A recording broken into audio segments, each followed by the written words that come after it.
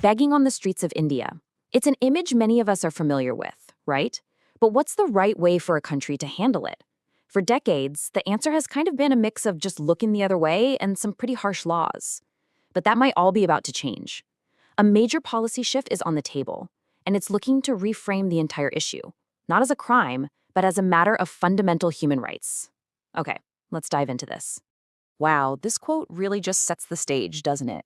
It's a reminder that what we're talking about here isn't just some public nuisance or a personal failing. No, it's a mirror reflecting the deep systemic cracks in a society. It forces us to face some really tough emotional, ethical, and legal questions. So here's how we're going to break it all down. First, we'll look at the history, at how India has essentially criminalized poverty. Then we'll get into this new vision, one based on human rights. We'll look at the actual blueprint, put it all into a global perspective, and then finally, we'll tackle the really thorny ethical and legal challenges that are just around the corner. Right, so to really get where India might be heading, you've got to understand where it's been. Let's take a look at the old approach to begging. Instead of having a real proactive policy, the strategy was basically to ignore the root causes and just rely on these pretty coercive laws.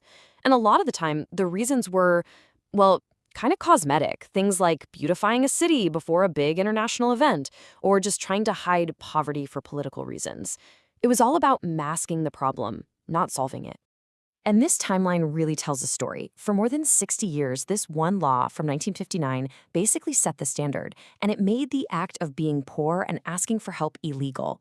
There was an attempt to fix it in 2016, but that just fizzled out.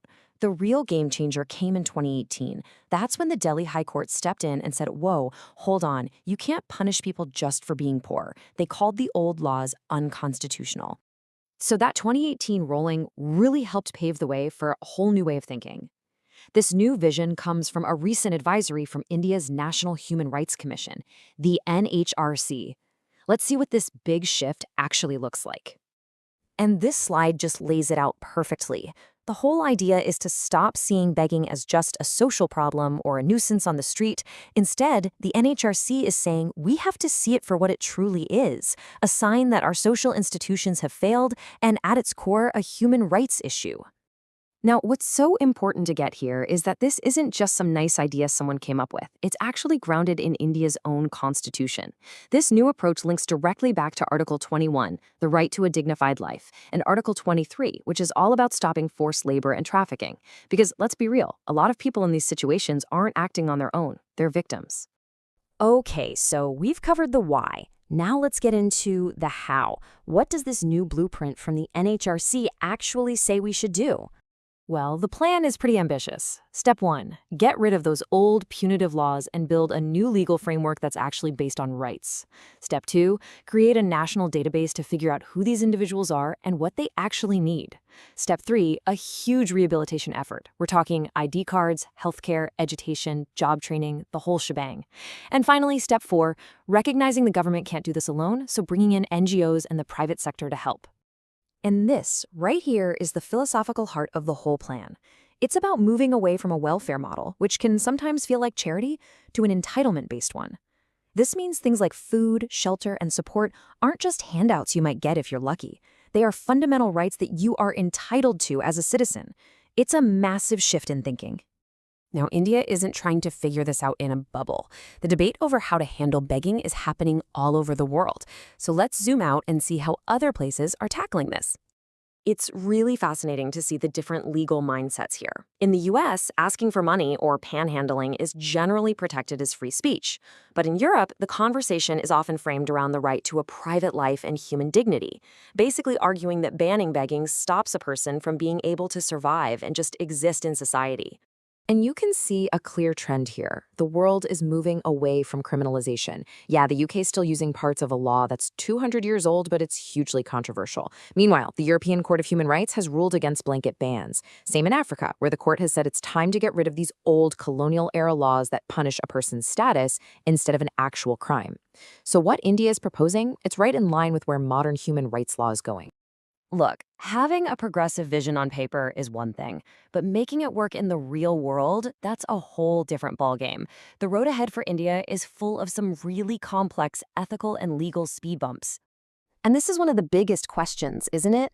The plan calls for this national database to better understand and help people.